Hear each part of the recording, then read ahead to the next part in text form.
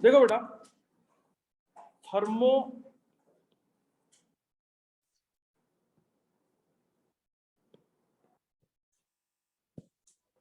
Dynamics, ठीक है।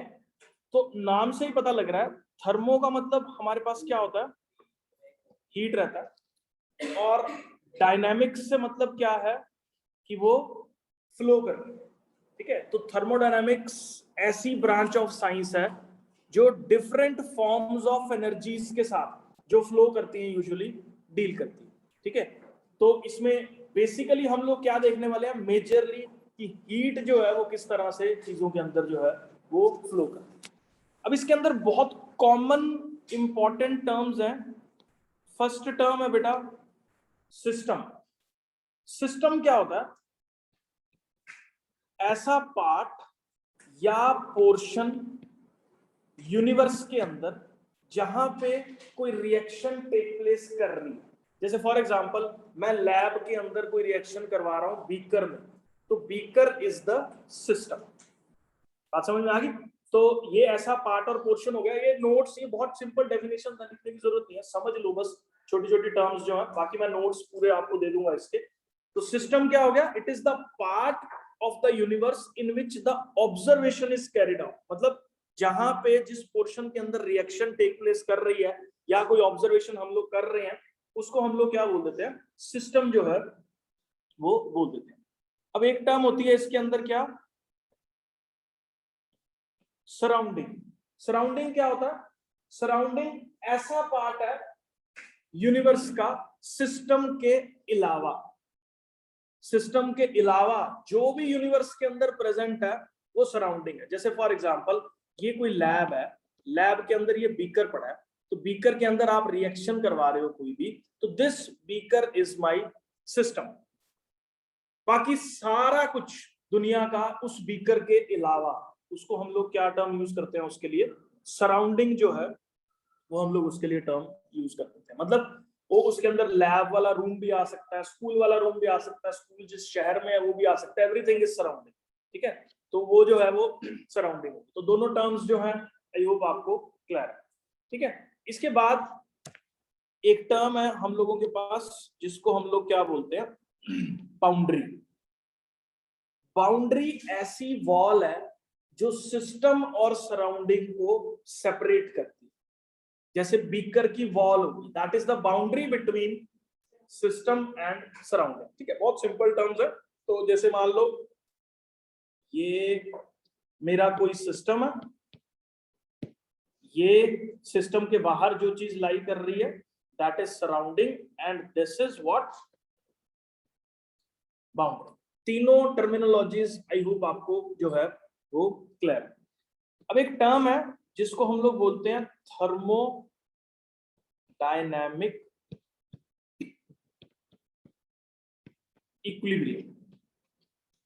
Thermodynamic equilibrium से मतलब क्या है, इस टाइम पे इस रूम के अंदर जितनी भी बॉडीज पड़ी हैं सबका टेम्परेचर सेम, सबका टेम्परेचर कोई सी भी टच कर।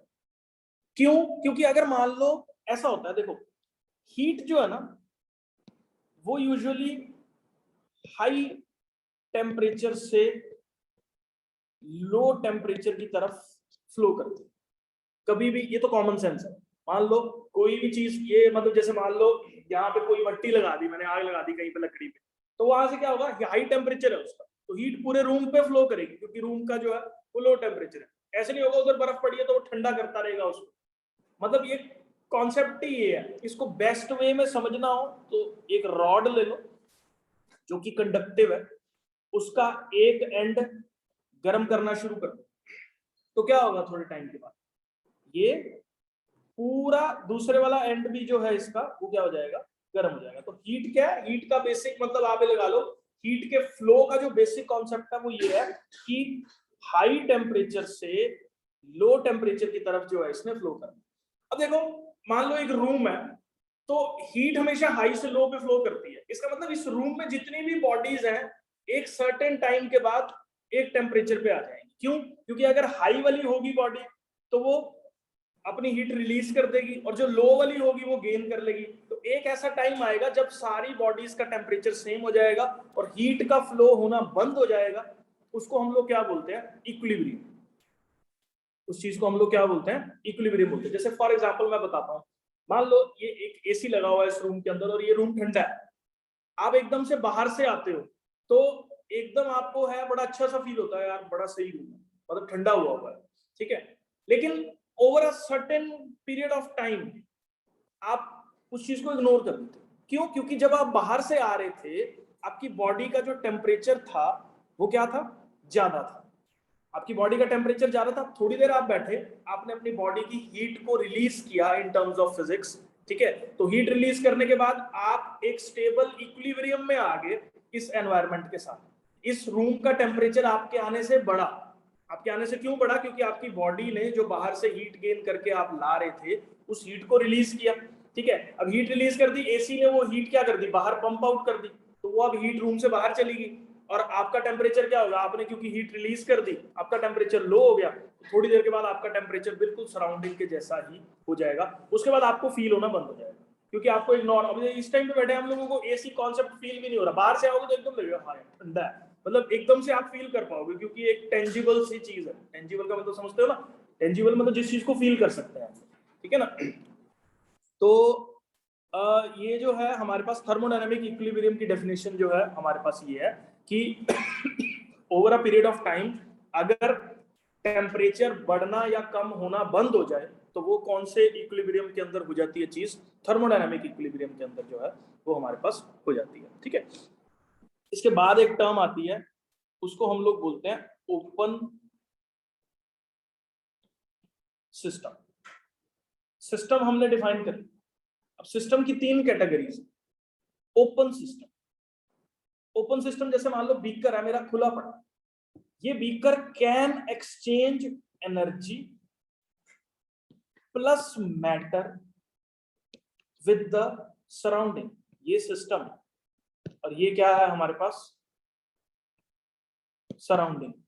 तो ये बीकर एनर्जी और मैटर दोनों एक्सचेंज कर सकता है सराउंडिंग के साथ, ऐसे सिस्टम को ओपन सिस्टम बोलते हैं। फॉर एग्जांपल पतीले में चावल बना रहे हो आप, उसमें क्या होगा, सराउंडिंग से उसको हीट मिल रही है क्योंकि हमने उसको बर्नर के ऊपर रखा हुआ, और उसका जो वाटर वेपर है दैट इज द मैटर, वो सारा का सारा इवेपोरेट करके बाहर जा रहा है। इसका मतलब उसको क्या क्या चीज जो है वो सराउंडिंग से मिल रही है, एनर्जी मिल रही है और मैटर भी एक्सचेंज कर रहा है, मतलब वाटर को वेपर्स की फॉर्म में कन्वर्ट करके बाहर फेंक रहा है।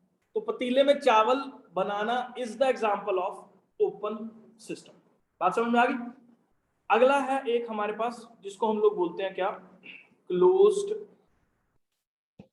सिस्टम। क्लोज्ड सिस्टम क्या होगा, जैसे कुकर है, या कुकर भी नहीं होगा, इसको हम लोग अलग ही मानते हैं, ठीक है, ये होगा बंद है, ये क्या कर सकता है, ये सिस्टम, और ये हम लोगों के पास क्या है, सराउंडिंग है, ये क्या कर सकता है, सिर्फ एनर्जी एक्सचेंज कर सकता है, मैटर एक्सचेंज करने के लिए ये बंद है। जैसे कुकर का इमेजिन कर लो कि हमने विसल हटा के ना उसको पूरा ऊपर से वेल्ड ही कर दिया, उसमें कोई पोर्शन है ही नहीं कि जो मतलब जहां से मैटर बाहर निकले, तो सीटी बजेगी तो मैटर बाहर निकलेगा उसके अंदर से, हमने वो भी बंद कर दिया। इमेजिन कर लो उस तरह का कोई भट्टी है हमारे पास, तो उसमें क्या हम सिर्फ हीट दे सकते हैं उसको, उसमें से कुछ बाहर नहीं निकले, हाँ वो अलग चीज है यार, ठीक है। तो इतना नहीं ना देनी, थोड़ी कम दे के बंद कर दो, ठीक है। तो मतलब एक काइंड ऑफ सिस्टम होता है हमारे पास, ठीक है।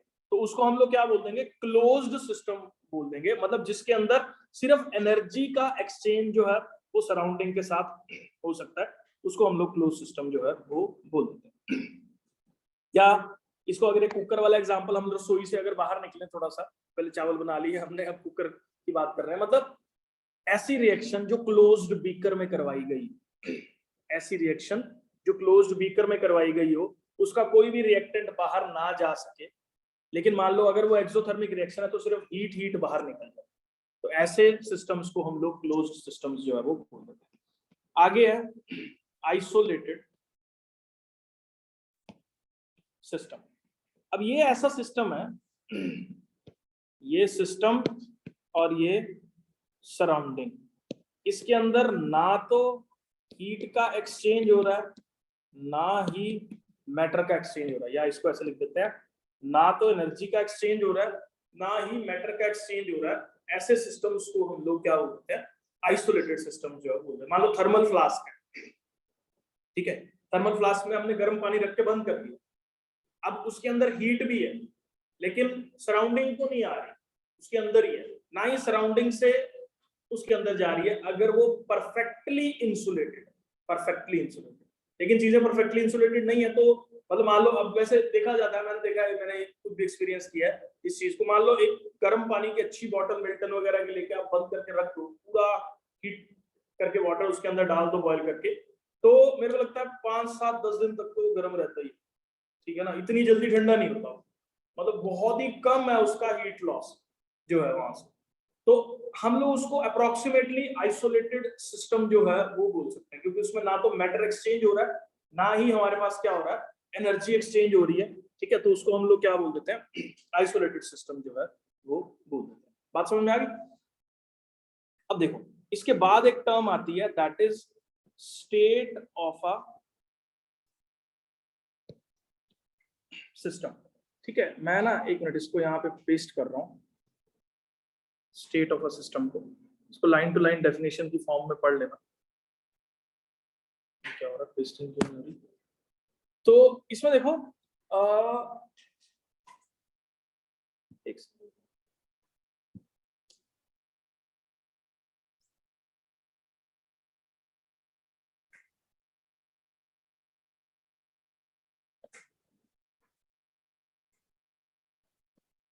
बड़ा इसको समझो, स्टेट ऑफ अ सिस्टम आपके दिमाग में क्या आ रहा है सबसे पहले? It is a condition which describes certain observations such as system का टेम्परेचर कितना, सिस्टम का प्रेशर कितना, सिस्टम का वॉल्यूम जो है वो कितना है, तो उसको हम लोग क्या बोल देते हैं, स्टेट ऑफ अ सिस्टम जो है वो बोल देते हैं।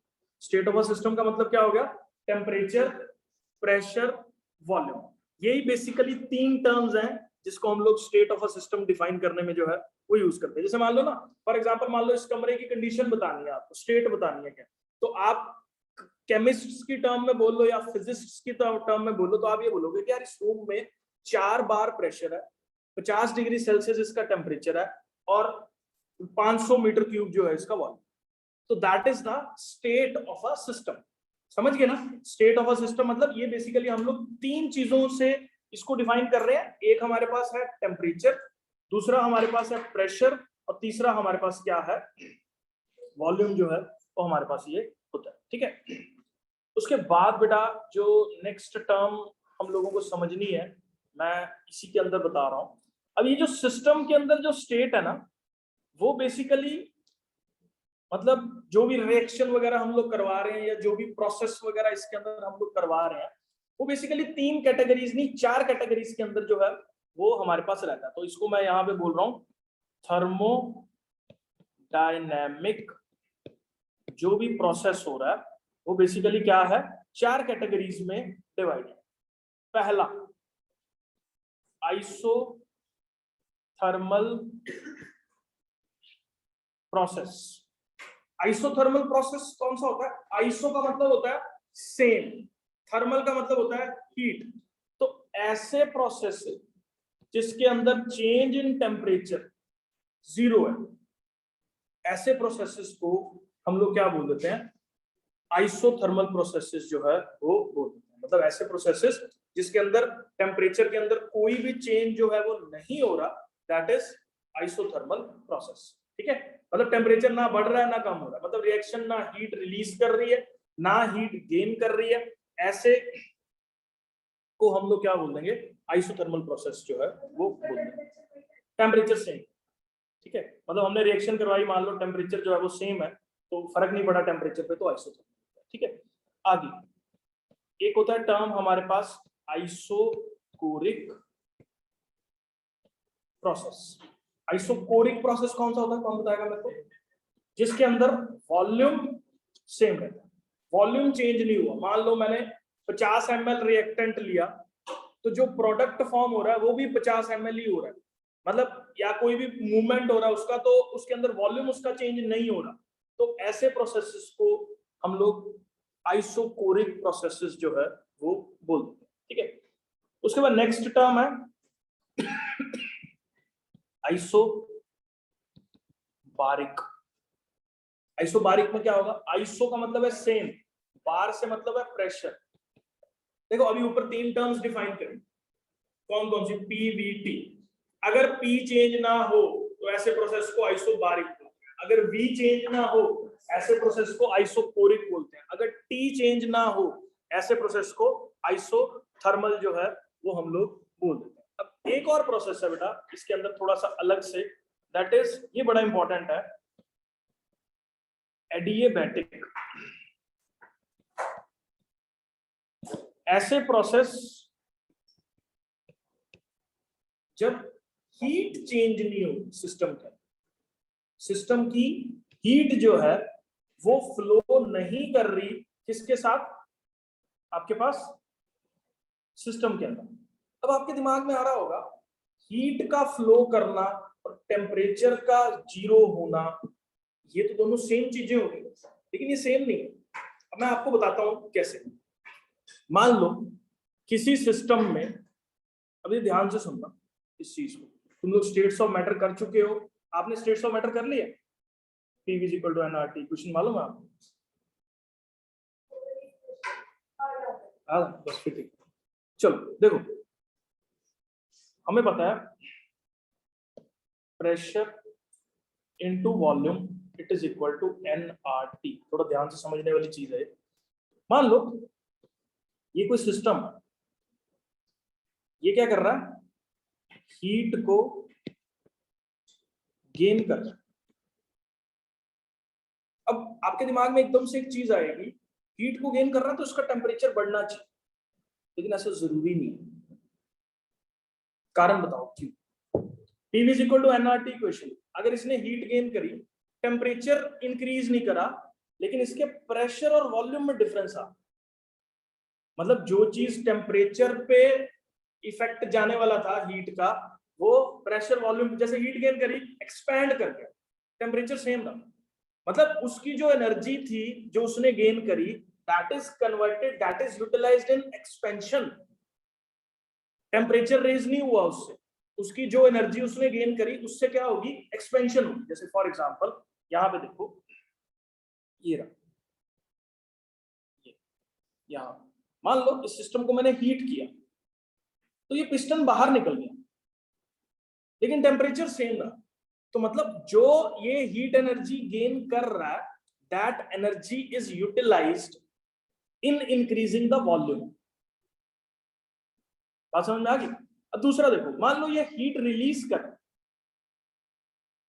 तो हीट रिलीज कर रहा है तो ये वॉल्यूम कम हो रहा है, कॉन्ट्रैक्शन हो रही है उसके अंदर, तो ये हीट रिलीज कर रहा है। तो मतलब आप ये देख रहे हो, हीट का गेन करना, रिलीज करना is not only related to temperature, it is also related to pressure और वॉल्यूम, ठीक है ना।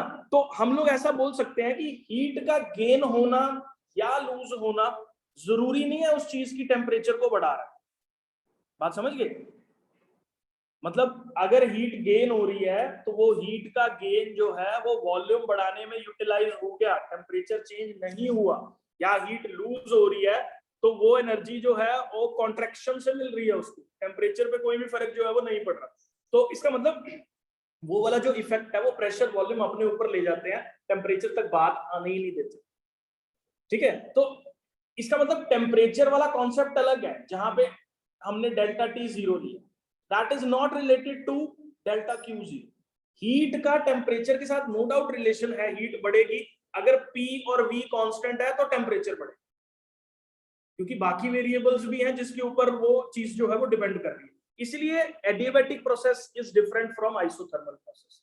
ये मत समझो कि डेल्टा टी 0 है तो डेल्टा क्यू भी 0 होगा, ऐसा जरूरी नहीं है।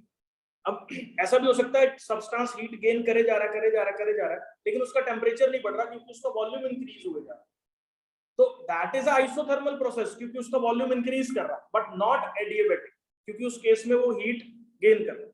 तो फिर बता रहा हूं इस चीज को क्योंकि काफी इंपॉर्टेंट है। मान लो ये है हमारे पास एक बीकर, ठीक है, इस बीकर को मैं कांस्टेंट हीट सप्लाई कर रहा हूं, कांस्टेंट हीट सप्लाई कर रहा हूं, लेकिन ये इनफाइनाइट लॉन्ग है, मैं इमेजिनेशन पे लेके जा रहा हूं।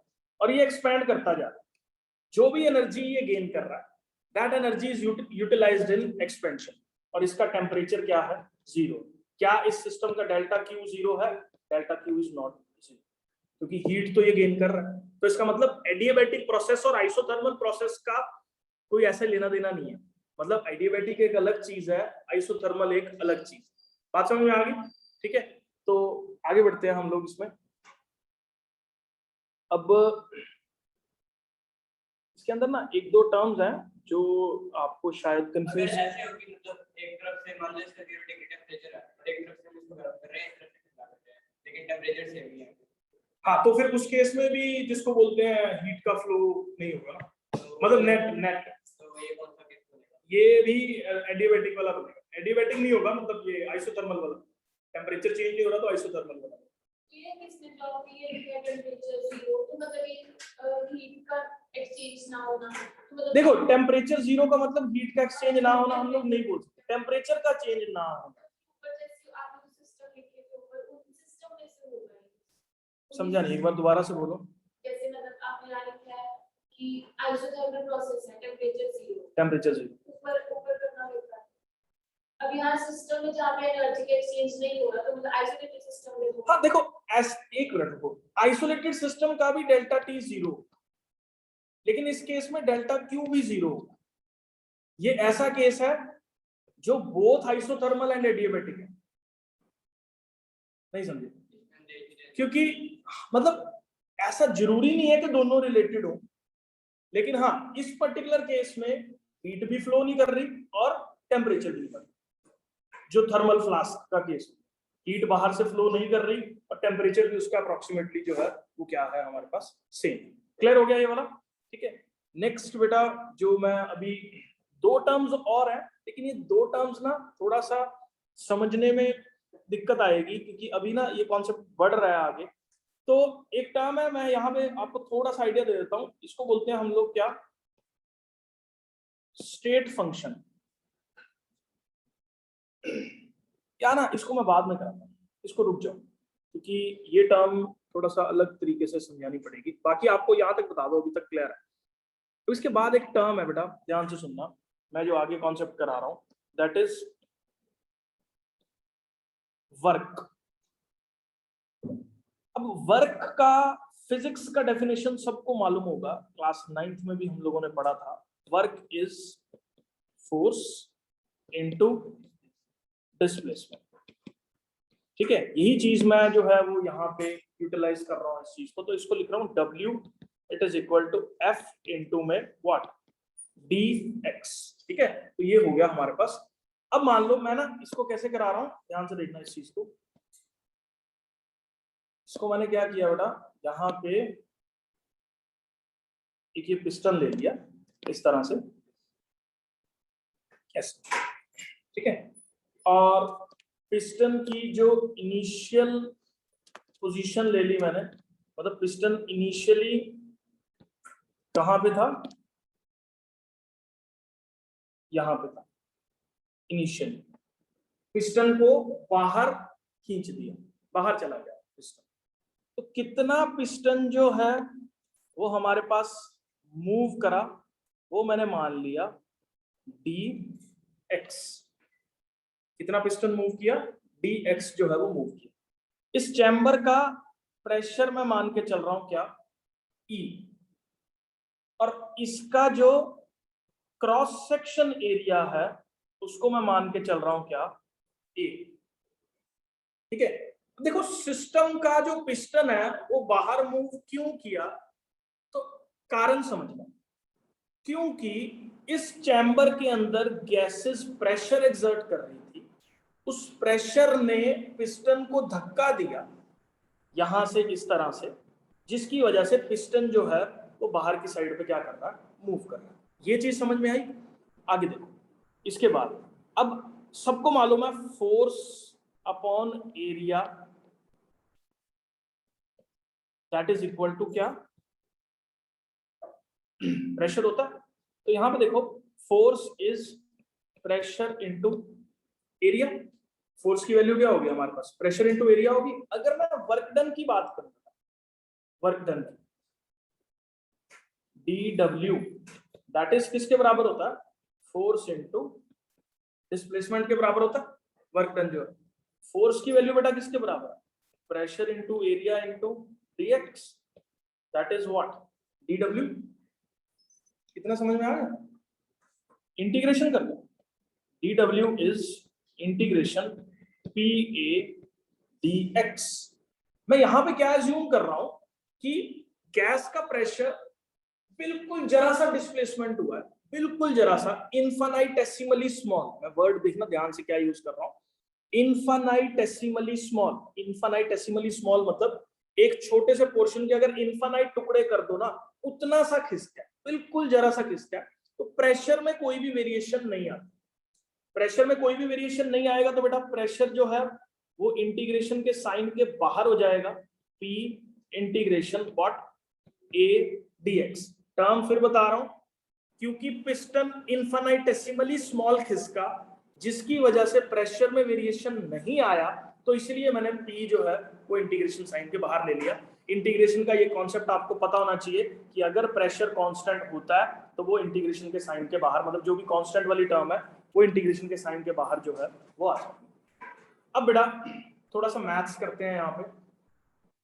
Area into displacement can be written as change in volume, क्योंकि एरिया इनटू लेंथ वॉल्यूम होता है हमारे पास मैथ्स के अंदर।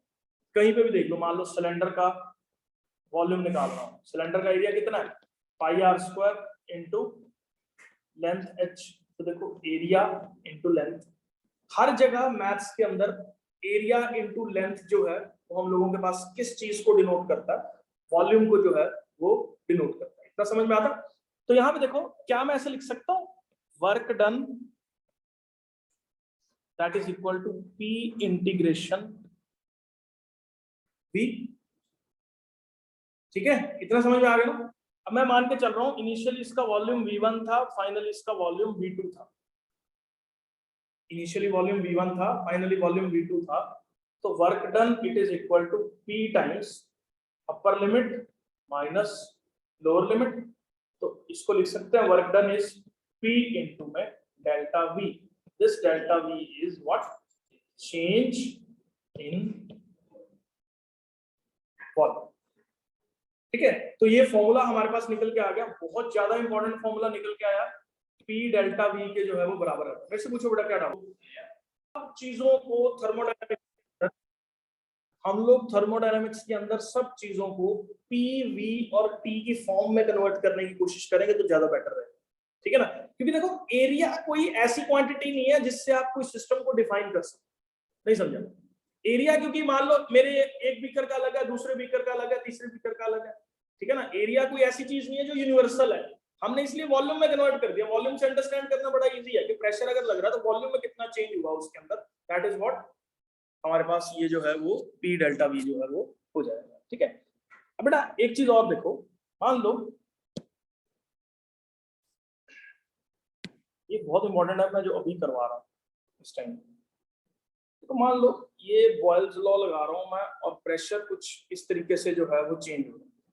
इधर मैंने प्रेशर को प्लॉट कर दिया और इधर मैं वॉल्यूम को प्लॉट कर, उठ जा बेटा तरन, और यहां से ये और यहां से ये मैंने इनिशियल वॉल्यूम मान लिया V1, ये मैंने फाइनल वॉल्यूम मान लिया V2। इतना समझ में आ गया। अब आगे देखो बेटा, इसके अंदर हमने क्या बोला अभी, work done it is equal to P delta V। तो आप याद रखो प्रेशर वॉल्यूम कर्व का जो एरिया वॉल्यूम एक्सिस के साथ होता है दैट इज वर्क डन। ये PV कर्व का जो एरिया वॉल्यूम एक्सिस के साथ बन रहा है that is what work done is. ठीक है, ये चीज समझ में आ गई। ठीक है, और ये आपको शायद इसको अगर ये नहीं समझ में आया ना तो मैं इसको एक और कंपैरिजन में आपको बता देता हूं। इसको मैं कंपेयर कर रहा हूं किसके साथ, जो आप लोगों ने फिजिक्स में ये पढ़ा हुआ है। मान लो ये आपका फोर्स है, सॉरी इस जगह पे इधर फोर्स प्लॉट किया, इधर डिस्प्लेसमेंट प्लॉट किया, एक्स प्लॉट किया, तो ये जो एरिया होता है ये क्या होता है, वर्क। मैथ्स में कहीं पे भी देख लो, जब दो क्वांटिटीज का प्रोडक्ट होता है ना, जहां पे भी, वहां पे जो एरिया होता है वो एरिया अंडर द कर्व होता है। एक और एग्जांपल ले रहा हूं मैं फिजिक्स का, ध्यान से देखना इस चीज को। ये मान लो ये है, ये वेलोसिटी है, ये टाइम है। वेलोसिटी इनटू टाइम क्या होता है, डिस्प्लेसमेंट। इस कर्व का जो एरिया होता है वो क्या बताता है, डिस्प्लेसमेंट बताता है। वेलोसिटी टाइम कर्व का जो टाइम एक्सिस के साथ एरिया है वो क्या बता रहा है, हमारे पास डिस्प्लेसमेंट बता रहा है। तो मतलब ये कॉन्सेप्ट ये है हमारे पास यहाँ पे फिजिक्स का, वो ये कि अगर यहाँ पे सबको कंपेयर करो तो दो क्वांटिटीज अगर प्रोडक्ट में है ना, तो उसका ग्राफ बना के जो एरिया बनेगा वो उसका जो प्रोडक्ट होता है उसके बराबर होता है। जैसे यहाँ पे देखो फोर्स इंटू डिस्प्लेसमेंट का प्रोडक्ट क्या होता है, वर्क डन। तो एरिया जो है वो वर्क को रिप्रेजेंट करेगा। इस वाले केस में देखो volume sorry velocity into temperature का जो प्रोडक्ट है दैट इज डिस्प्लेसमेंट, तो इसका एरिया डिस्प्लेसमेंट बताएगा। यहाँ पे प्रेशर इनटू वॉल्यूम का जो कर्व है वो क्या बता रहा है, वर्क डन बता रहा है। तो ये क्या बताएगा, वर्क डन बता रहा है। बात सिंपल है, ठीक है। ये हर जगह पे वैलिड है, कहीं पे भी देख लो आप मैथ्स में। दो क्वांटिटीज अगर मल्टीप्लाई हो रही है, उन दो क्वांटिटीज का जो अगर आप ग्राफ बनाओ दो क्वांटिटीज का, तो जो उनका मल्टीप्लीकेशन की वैल्यू होती है वही उसका एरिया होता है, ठीक है। मतलब एरिया से ही हम लोग उस चीज को जो है वो अपने पास यहाँ पे रिप्रेजेंट कर रहे हैं। अब बेटा देखना क्वेश्चन ये आता है, वर्क डन का साइन क्या हो, वर्क डन का, ठीक है। वर्क डन का साइन हमारे पास जो है वो क्या रहता है, मतलब वर्क डन पॉजिटिव मान के चलेंगे या नेगेटिव मान के चलेंगे, ठीक है। अब ध्यान से देखना इस चीज को। अगर कंप्रेशन हो रहा है, जिस केस में क्या हो रहा है, कंप्रेशन हो रहा है, ये बात अपने दिमाग में अच्छे से बिठा लेना। उस केस में क्या हो रहा है, वॉल्यूम जो है वो डिक्रीज कर रहा है, वॉल्यूम डिक्रीज कर रहा है, तो वर्क डन क्या करेंगे, पॉजिटिव लेंगे। साइन कन्वेंशन है ये, मैं इसको समझा भी देता हूं इसके पीछे का क्या कॉन्सेप्ट है। अगर एक्सपेंशन हो रही है तो जो वर्क डन है दैट इज नेगेटिव। अब इसको समझना क्यों, देखो जब मैं कंप्रेशन कर रहा हूं, जब मैं किसी चीज को दबा रहा हूं, तो उस चीज पे बेटा फोकस कर, जब मैं कंप्रेशन कर रहा हूं, मैं किसी चीज को दबा रहा हूं, तो मैं उस चीज पे एनर्जी लगा रहा हूं। उस चीज पे अगर मैं एनर्जी लगा रहा हूं तो उस सिस्टम की एनर्जी बढ़ेगी, क्योंकि एनर्जी कंजर्वेशन प्रिंसिपल के हिसाब से अपने दिमाग में बिठा लो। तो सिस्टम की अगर एनर्जी बढ़ेगी तो मैंने वर्क डन पॉजिटिव ली। मतलब कंप्रेशन के केस में जब मैं सिस्टम पे फोर्स लगा के उसको दबा रहा हूं, तो मतलब मैं उसमें एनर्जी डाल रहा हूं, एनर्जी डाल रहा हूं तो उसकी एनर्जी बढ़ेगी, उसकी एनर्जी बढ़ेगी तो उसका वर्क डन क्या होगा, पॉजिटिव। तो पॉजिटिव मतलब इंक्रीज करें, ठीक है। अब दूसरा एक्सपेंशन वाला फंडा समझो। एक्सपेंशन के केस में बेटा आपको क्या मान के चलना है, जब भी कोई चीज एक्सपैंड कर रही है, इसका मतलब ये है कि वो अंदर से जोर लगा रही है बाहर जाने का। इसका मतलब वो सिस्टम अपनी खुद की एनर्जी स्पेंड करके चीजों को खिसका रहा है, इसका मतलब उस सिस्टम की एनर्जी कम हो रही है, इसीलिए वर्क डन जो है, मतलब ये फिलॉसफी है इसके पीछे कि इसको हमने वर्क डन को पॉजिटिव या नेगेटिव जो है वो यहाँ पे क्यों माना हुआ है। तो कंप्रेशंस के केस में वर्क डन क्या रहेगा, पॉजिटिव रहेगा। एक्सपेंशंस के केस में जो वर्क डन का हमारे पास साइन है वो आपको क्या लेना है, नेगेटिव जो है वो लेना है। अब मैं इन सारे केसेस को अंडरस्टैंड करने के लिए ना मैंने ये कर्व बना रहा हूं मैं, ये ऐसा जैसे बुक्स में नहीं है, लेकिन इससे बहुत इजी हो जाता है चीजों को समझना, ठीक है। ये देख लेना जरा, आप ही बताओगे मेरे को ये सारी चीजें, ग्राफ मैं प्लॉट कर रहा हूं, कॉपी क्यों नहीं हो रहा है?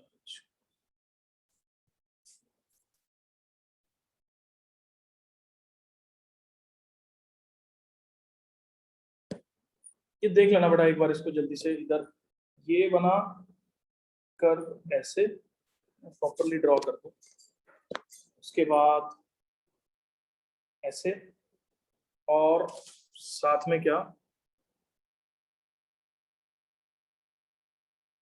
ऐसे ये कर्व बना। अब ये क्या चीज है मैं बता रहा हूं। इधर मैंने प्रेशर प्लॉट कर रखा है, इधर मैंने वॉल्यूम जो है वो प्लॉट कर रखा है। अब इसमें हो क्या रहा है, देखो ये पॉइंट मैंने सी लिया, ये ए लिया, ये बी लिया। मैंने यहां से शुरू किया, किसी सिस्टम की स्टेट पे जो प्रेशर वॉल्यूम ए पे है वो था, फिर मैं ऐसे बी तक गया, फिर मैं सी तक गया, और फिर मैं वापस ए पे आ गया। अगर मैं इस तरह से मूव कर रहा हूं तो ऐसे प्रोसेसेस को साइक्लिक प्रोसेसेस जो है वो हम लोग बोल देते हैं। साइक्लिक प्रोसेसेस क्या होते हैं, जब एक कंडीशन से, मान लो जो यहाँ पे मान लो वॉल्यूम जो है, प्रेशर जो है वो 1 बार है और वॉल्यूम जो है वो 1 लीटर है, घूम फिर के मैं दोबारा इसी स्टेट पे पहुंच जाऊं, तो ऐसे प्रोसेसेस को साइक्लिक प्रोसेसेस जो है वो हम लोग, ठीक है। अभी ये कुछ नहीं है, अभी मिनट खत्म होने वाला है इसलिए मैं आगे बकवास नहीं कर रहा, ठीक है। तो ये रिकॉर्डिंग मैं दोबारा से स्टार्ट कर रहा हूँ क्लास, इसको समझा रहा हूँ मैं।